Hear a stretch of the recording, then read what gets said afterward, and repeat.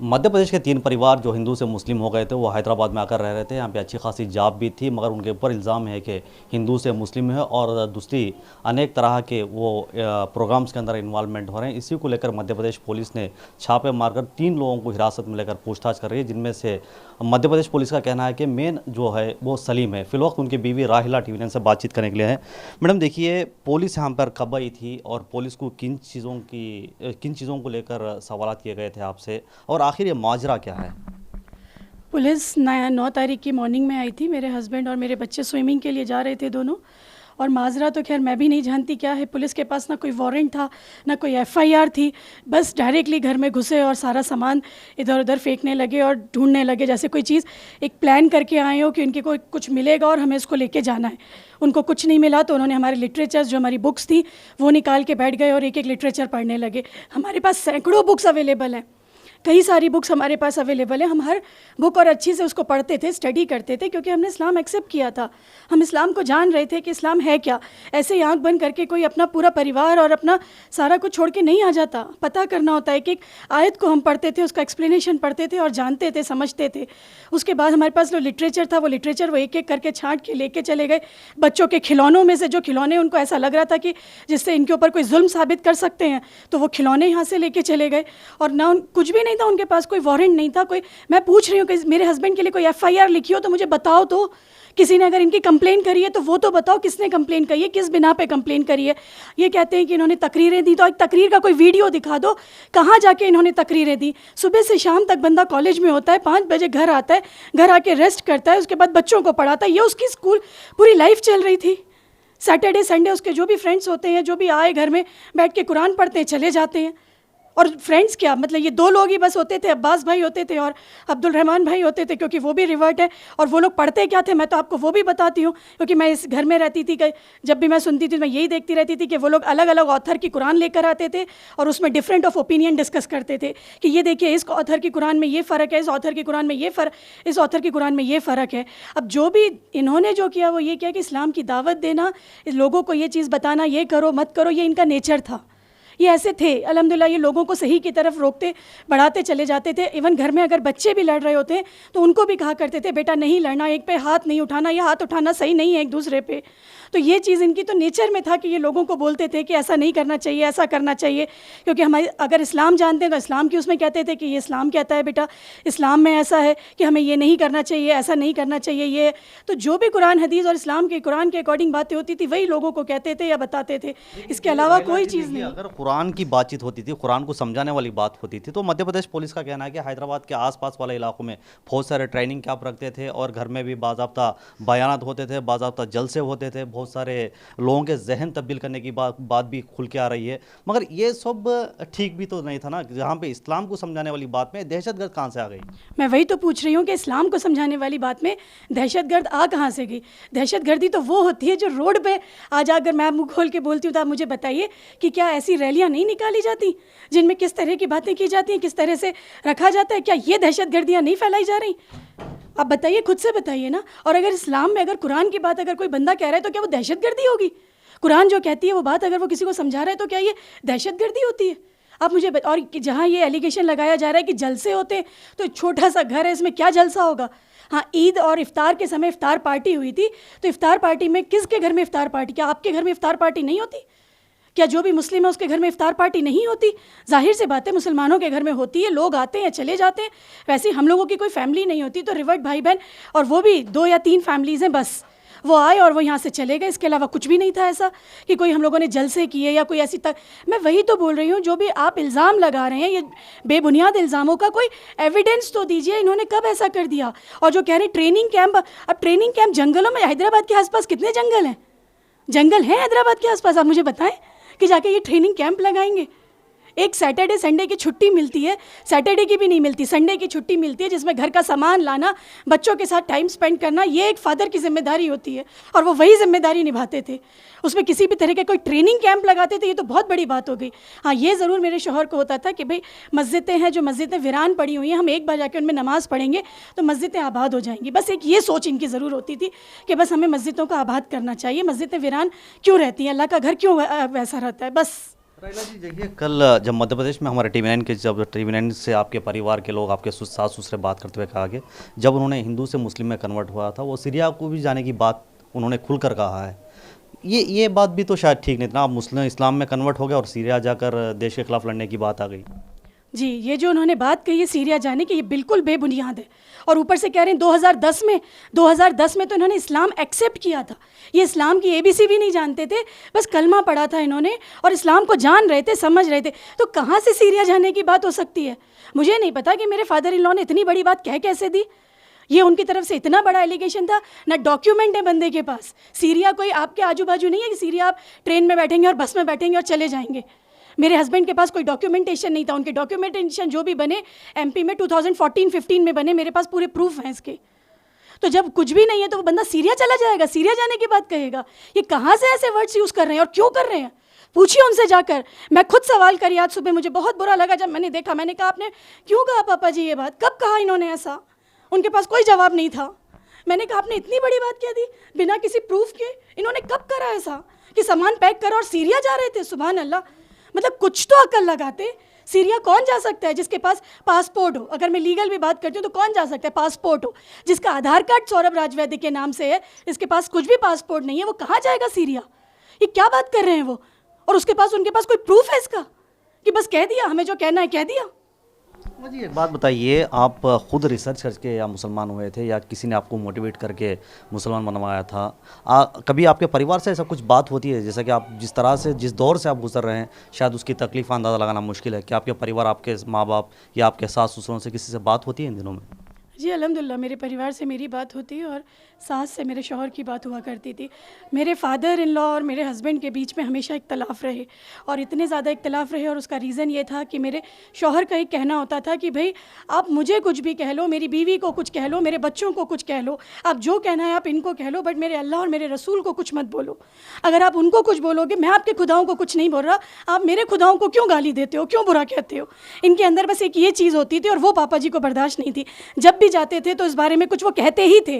वो ऐसा कुछ कहते थे कि बात भड़के और फिर ये नाराज़ हो और ऐसी कोई लड़ाई हो। ऐसा कभी नहीं हुआ कि सौरभ ने खुद से जाकर कभी कोई बात कही हो और उसमें पापा जी बिल्कुल अच्छे से बहुत टाइम हमने स्पेंड कर लिया और हम अच्छे से आ गए हों।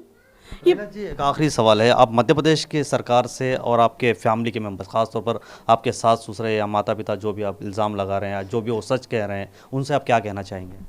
मेरे माँ बाप तो खैर अल्लाह का शुक्र है कि वो कुछ नहीं कह रहे हैं। उनका, मैं खुद अभी 2 महीने वहीं पे रही थी, पापा की तबीयत ठीक नहीं थी, वहीं से वो क्या आई। लेकिन हाँ, मेरे सास ससुर ऐसा कह रहे हैं तो ये इल्ज़ाम नहीं है, उनकी सोच ये कह रही है। उनको लगता है कि शायद हमारा सौरभ इस चीज़ से बच जाएगा, बट ये वो नहीं जानते कि ये सौरभ के लिए कितना कॉम्प्लिकेशन क्रिएट कर देगा।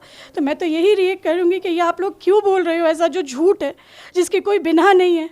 अगर आप ये कहते हो कि नहीं हम खुद मतलब मैं तो इतनी हैरान हूँ इस बात को सोच के कि माँ बाप अपने बच्चे के बारे में ऐसी बात कह रहे हैं और ऊपर से मुझसे कह रहे हैं कि हम तो उसको बचाने की कोशिश कर रहे हैं। ये तो ऐसा दोगला चेहरा मेरे सामने नहीं। मुझे तो बहुत तकलीफ़ हुई इस बात की, और जिसको भी जिनका भी नाम ले रहे हैं कि इनके कारण हुआ, उनके कारण हुआ, उसके लिए भी मैं यही कहूँगी कि देखिए, किसी का ब्रेन वॉश नहीं किया जा सकता। कोई भी है उसका ब्रेन वॉश नहीं हो सकता। हर किसी के पास अल्लाह ने इंटेलेक्ट दिया है, समझ दी है, वो अपने आप सूझबूझ कर और हर चीज़ का रिसर्च कर कर ही इस्लाम में आता है। कोई किसी का ब्रेन वॉश नहीं कर सकता। ये भी एक एलिगेशन है बहुत बड़ा। राहिला जी, जब मध्य प्रदेश में आप कन्वर्ट हुए थे, कितने फैमिली कन्वर्ट हुए थे और हैदराबाद में आपके कितने फैमिलीज रहते हैं इस तरह? मुझे तो आज तक याद नहीं है कि मेरे हस्बैंड ने कभी किसी को कन्वर्ट किया हो। इवन उन्होंने अपनी वाइफ को कन्वर्ट नहीं किया। मेरे से उन्होंने ये कहा था कि देखो सुरभि, तुम्हारी इच्छा है, अगर तुम होना चाहती हो, नहीं होना चाहती हो, इट्स ऑन यू, लेकिन मैं इस्लाम पे रह रहा हूँ, मैं इस्लाम पे चलूँगा। तुम पढ़ो, जानो, तुम्हें अच्छा लगे तो तुम एक्सेप्ट करो, अदरवाइज़ मत करो। इन्होंने मुझे नहीं फोर्स करा तो बाहर किसी को कैसे फोर्स कर सकते? मतलब मुझे ये लग, और आप किसी एक इंसान को खड़ा करके बताइए वो जो कह दे कि हाँ इन्होंने मुझे रिवर्ट करा या इन्होंने मुझे इस्लाम कबूल करवाया। किसी एक इंसान को नहीं किया। हाँ, ये ज़रूर है कि हमारी जो रिवर्ट हुए थे तो लोग हमसे सुनना चाहते थे कि आपने कैसे इस्लाम कबूल किया, तो वो ज़रूर हम लोगों को बताते थे कि हमें इस्लाम में ये चीज़ अच्छी लगी, ये चीज़ अच्छी लगी, इसीलिए हमने इस्लाम एक्सेप्ट करा। इस्लाम हमारे पूरी तरह से इस तरह से हमारे दिलों में आया कि अल्हम्दुलिल्लाह हमें अच्छा लगा, हक लगा और हमने उसको एक्सेप्ट करा। ये एक सच है। जब ये सच सब कुछ है तो हिजबुल तहरीर जो तंजीम है वो एक तंजीम बैंडशुदा तंजीम है, उसमें बहुत सारे दहशतगर्दी के एक्टिविटीज़ चल रहे हैं, सरकार का कहना है और पुलिस भी यही कह रही है, मगर उस तंजीम से आप वाबस्ता है, कहीं ना कहीं आपको नहीं लगता कि मैं भी कहीं ना कहीं गलत रास्ते में जा रही हूँ? क्या किसी हिजबुल तहरीक के वाबस्ता इंसान ने आपसे ये बात कही है कि हाँ ये जो ये हैं ये इस तहरीक से हैं या इस तहरीक से जुड़े हुए हैं, ये कोई बात ऐसी कहाँ से ये तहरीक से जोड़ दिया और कहाँ से ये बात आ गई? मैं आपको बताऊँ, मेरे शौहर जो हैं रमज़ानों में नमाज़ें भी घर में ही पढ़ा करते थे अल्हम्दुलिल्लाह, क्योंकि वो कॉलेज से आते थे, तरावी वगैरह जो भी कॉलेज में थक जाना, शेड्यूल इतना पैक होता था सुबह से शाम तक की क्लास होने के कारण ये जो भी नमाज़ें होती थी ये घर में ही पढ़ा करते थे। तो किसी तहरीक से जुड़ जाना, किसी जमात से जुड़ जाना, ये तो बड़ा अजीब सा एलिगेशन है जिसके बारे में मैं तो यही कहूँगी कि मुझे तो कोई भी आइडिया नहीं है, और अगर ये होते हो तो मुझे ज़रूर बताते, बट नहीं बताया, बट ये एक एलिगेशन है। राइला जी, एक आखिरी सवाल है, देखिए पुलिस का कहना है कि बहुत सारी किताबें हमने सलीम साहब के घर में सीज़ की है, ऐसी क्या किताबें थी, ऐसी कौन सी किताबें थी जो ललकारने वाली वो पढ़ते थे या पुलिस को ऐसी हाथ लग गई जिनको सीज़ करके ले जाना पड़ा था? जी, पुलिस ने जो किताबें थी, मैंने आपको पहले ही बताया कि उन्होंने किताबें छांटी हैं, उनको जिस किताब वैसी किताबें वो लेके गए हैं जिससे वो लोग कोई एलिगेशन लगा सकें, जिससे कोई इल्ज़ाम लगा सकें। हमारे पास सैकड़ों बुक्स हैं, हर तरह की बुक अवेलेबल है, मैंने आपको बुक्स के नाम भी बताए, सत्यार्थ प्रकाश अवेलेबल है, समय सार अवेलेबल है, इस्लाम की खोज अवेलेबल है, विज्ञान और इस्लाम अवेलेबल, ऐसे हिंदी की ले लें आप, इंग्लिश की ले लें, ढेर सारी बुक्स हमारे पास अवेलेबल है। लेकिन उन्होंने यहाँ से वो लिटरेचर लेके गए जिससे वो इनके ऊपर इल्ज़ाम लगा सकें। और देखिए सीधी सी बात है, मैं आपको बताऊँ कि कई तरह के लिटरेचर नेट पर अवेलेबल होते हैं, कई तरह की चीज़ें हमें मिलती हैं, लेकिन सवाल ये उठता है कि हम ज़रूरी नहीं है कि उन बातों से एग्री हो जाएँ, कोई ज़रूरी नहीं है, वो बातें हैं, वो किसी ने किताब में लिख दी हैं, हमने पढ़ ली, ख़त्म है वो चीज़। अब ये लिटरेचर आप यहाँ से लेके जा रहे हो और उस पर एलिगेट कर रहे हो किसी को, ये क्या है? मतलब एक कोई इंसान की कोई खुद से सोचने की या खुद से उसको एक कह सकते हैं ना कि थिंकिंग कर, मैं कह सकती हूँ कि सोचने का क्या अधिकार नहीं है किसी को? वो अपने आप कोई किताबें नहीं पढ़ सकता? मतलब उसकी सोच और उसकी चीज़ के ऊपर इतना बड़ा वो लगा दिया कि उसकी डिग्री बर्बाद कर दी, उसकी PhD की डिग्री ख़राब कर दी, उसके ऊपर इतना बड़ा एलिगेशन लगा दिया। आप बताइए कि PhD करना आसान है? उनकी दिन रात की मेहनत ख़त्म कर दी, उनके ऊपर इल्ज़ाम लगा के। क्या किया उन्होंने, बताओ ना? बस हम वो ऐसा कर रहे थे, वो ऐसा कर रहे थे, इन बातों को कह कह के उनके ऊपर उनका सब ख़त्म कर दिया, बस मेरे बच्चों का करियर ख़त्म कर दिया, इतना बड़ा, क्योंकि हमने इस्लाम कबूल कर लिया, ये हमारी गलती थी। इतनी बड़ी सज़ा आप लोगों ने दुनिया में दी, अल्लाह आपको ज़रूर देगा इसकी सज़ा। मैं वाकई में दिल इतना रो रहा है मेरा, मेरे बच्चों का, और यही बार बार बोल रहे हैं कि इन लोगों को पापा माँ बहुत बददुआ लगेगी हमारी, इन्होंने हमारे पापा को हमसे लेके चले गए। राइला जी, आपके ससुराल हो या माता पिता के लिए आप क्या मैसेज देना चाहेंगे? आखिरी सवाल है मेरा। मैं मेरे सास ससुर से तो यही कहूँगी, अल्लाह का वास्ता अब आप लोग खामोश हो जाइए। आपने हमें घर से निकाला, हम चले गए, आपने जो करना था हमारे साथ कर लिया, अब मत करिए कुछ भी, अल्लाह के वास्ते अब मत करिए, इस तरह के इल्ज़ाम मत लगाइए। अब क्यों लगा रहे हैं आप ऐसे इल्ज़ाम? ये सारे इल्ज़ाम आपके बेबुनियाद हैं, जो भी आप किसी पे लगा रहे हैं। मैं इतना जानती हूँ कि आज मेरे हस्बैंड पे ये इल्ज़ाम लगाए, आप किसी और के ऊपर मत लगाइए, वो भी किसी का शौहर है, किसी का बेटा है, किसी का बाप है, मत करिए ऐसा, ये गलत है, बिल्कुल गलत है। देखिए, आपके ऊपर एक इल्ज़ाम है, जब आप इस्लाम में कन्वर्ट हुए थे तो सबसे पहले आप सीरिया जाना चाहते थे ताकि देश और दुनिया में जितने भी लोग हैं उनके खिलाफ लड़ने के लिए। क्या ये बात सच है? मैंने 2012 में इस्लाम एक्सेप्ट करा, मेरे हस्बैंड ने 2010 में करा। ये देखिए, मैं आपको पासपोर्ट दिखाती हूँ, मेरे हस्बैंड का 2017 का पासपोर्ट है ये। जब 2017 में ये पासपोर्ट बना है तो 2010 में सीरिया जाने की बात कहाँ से कर सकते हैं? कोई प्रूफ नहीं है इस बात का, ये सब झूठे एलिगेशंस लगाए जा रहे हैं। और हम सीरिया जाके करेंगे क्या, जब हम भोपाल में उनके साथ रहना चाहते थे और वो लोग हमको घर से निकाल दिए ये कहकर कि तुम अपने इस्लाम की गंदगी लेकर इस घर से चले जाओ। तो अब आप खुद बताइए कि हम लोग क्यों सीरिया जाने की बात करेंगे? इवन हम सच बताएं तो हम तो कभी भोपाल भी नहीं छोड़ना चाहते थे। भोपाल इसीलिए छूटा क्योंकि TIT वालों ने जॉब से निकाल दिया। अच्छी खासी जॉब TIT में थी। इस्लाम एक्सेप्ट करने के बाद TIT कॉलेज के MD ने कहा कि मैं एक अच्छे लेक्चरर को खो रहा हूँ, लेकिन मैं आपको नहीं रख सकता क्योंकि आप एक मुसलमान हो चुके हैं। तो हमें वहाँ जॉब से निकाल दिया। हमारे पास ज़रिया माश नहीं था, इसीलिए हम यहाँ पर शिफ्ट हुए कि वहाँ पर हम लोगों ने हिजामा सीखेंगे और कोई भी मेडिकल स्टोर वगैरह हम भोपाल में खोलेंगे। हम हैदराबाद आए इसी नीयत से थे और उसके बाद यहाँ पे जॉब लग गई। अल्लाह का शुक्र है, अल्लाह ताला जज़ाए खैर दे लोगों को जिन्होंने जॉब दी, अल्हम्दुलिल्लाह। और उसके बाद हमारा जरिया माश चल रहा था। आप बताइए कि कोई इंसान अगर अपनी रोज़ी रोटी के लिए, अपने खाने के लिए अगर स्ट्रगल कर रहा है और आप उस वक्त उसका साथ नहीं दे रहे। हम 6 साल भोपाल में रहे, कोई जॉब नहीं थी मेरे हस्बैंड के पास, विदाउट जॉब। वो छोटी छोटी सी जॉब करते थे, उन छोटी छोटी जॉब पे से हमारा घर चलता था थोड़ा बहुत, और एक आध जगह कहीं मैं करती थी तो उससे हम लोग का घर चलता था। लेकिन आप ये बताइए कि उस जरिया माश के लिए अगर कोई बंदा लड़ रहा है और वो सीरिया जाने की बात कहेगा। इन लोगों ने तब कभी नहीं पूछा बेटा तुम्हारा घर कैसे चलता है, खाना क्या बनाते हो, बच्चे कैसे चल रहे हैं, ये कभी नहीं पूछा। अब आज ये सारी बातें होने के बाद मौके का फ़ायदा उठा रहे हैं। ये क्या बात कर रहे हैं आप, क्यों कर रहे हैं ऐसी बातें? राहिला जी, देखिए, आपके परिवार के लोगों का कहना है कि आप सीरिया जाना चाहते थे, वहाँ लड़ना भी चाहते थे। हैदराबाद के कई आसपास वाले इलाकों में आपने बाज़ाब्ता ट्रेनिंग कैंप भी रखा था। ये पुलिस की तरफ से आरोप है, पुलिस की तरफ से कहना भी यही है। यह जो पुलिस की तरफ से आरोप है ये भी बेबुनियाद है। इसमें भी कहीं से कहीं तक कोई सिर पैर नहीं है कि आजू बाजू के उसमें ट्रेनिंग कैंप रखा था। मेरे हस्बैंड को खुद कुछ चलाते नहीं आता, वो ट्रेनिंग क्या चलाएंगे? मैं बोलती हूँ मेरे हस्बैंड को कुछ नहीं आता चलाते, ना उनको कोई इसी तरीका कोई वेपन चलाते आता है, ना कोई क्रिकेट खेलते थे, और वो भी स्ट्रीट पे क्रिकेट खेलते थे। इसके अलावा कुछ नहीं आता। आप उनको देखेंगे, उनकी पर्सनैलिटी को आपको लग जाएगा कि वो बिल्कुल एकदम बहुत मोटे से, वो तो खुद अपने आप से बहुत वो थे। अल्हम्दुलिल्लाह ये सारी चीज़ें तो ऐसी होती हैं कि बस आप लोगों ने उठाया और किसी के ऊपर एक एलिगेशन लगा दिया क्योंकि उसने इस्लाम एक्सेप्ट करा हुआ है। मैं जानती हूँ कि ये चीज़ बस एक पॉलिटिक्स बना के रख देंगे, और ये पॉलिटिक्स का शिकार हो गया मेरा सौरभ। मेरे सौरभ को आप लोगों ने गंदी राजनीति का शिकार बना दिया। अल्लाह के वास्ते मत चढ़ाओ इनको बलि, अल्लाह का वास्ता आप लोगों को। राहिला जी, एक बात देखिए, आपके परिवार के लोगों का कहना है कि मौलाना जाकिर नायक की तकरीरें बहुत ज़्यादा आप लोग सुनते थे, जिसकी वजह से आप हिंदू से मुसलमान में कन्वर्ट हुए।